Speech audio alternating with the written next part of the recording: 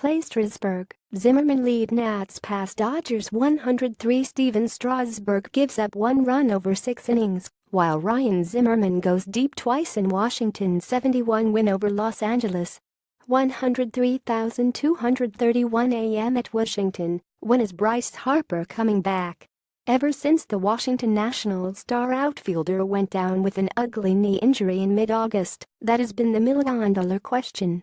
More than a month later, for a team whose offense is stuck in neutral, the query has taken on new meaning. On Sunday afternoon, Harper took batting practice on the field for the first time since going down, bubbling up the same million-dollar question. But now instead of, when is Bryce Harper coming back, it's more like, when is Bryce Harper coming back? Sure, Washington beat the Los Angeles Dodgers 71 on Sunday night to avoid being swept, but it didn't come easy.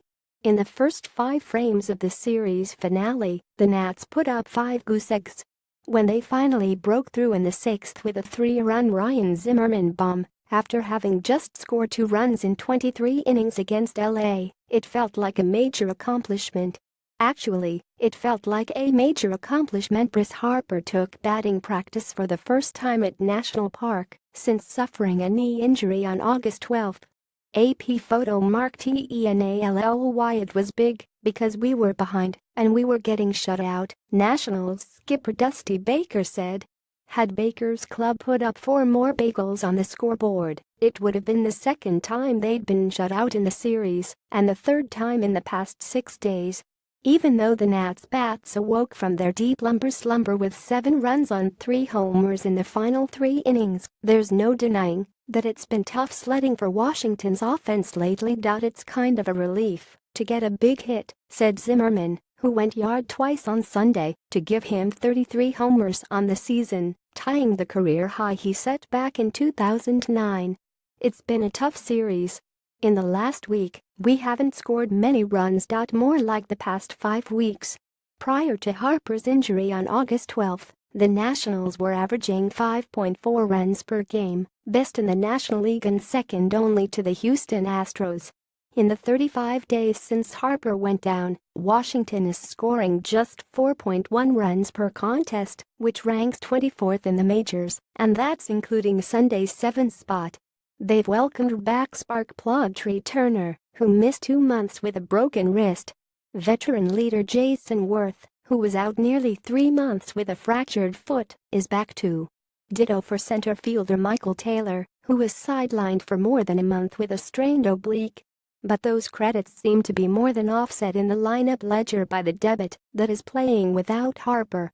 At the time of his injury, the 24-year-old slugger was hitting .326 with 29 home runs and 87 RBIs and was a strong candidate to win his 2nd MVP award.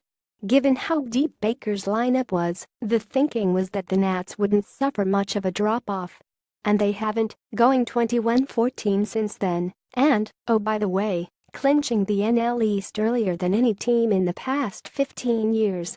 But they've done so by riding the coattails of a stacked starting rotation and in spite of an offense that looks like a shell of its earlier season self.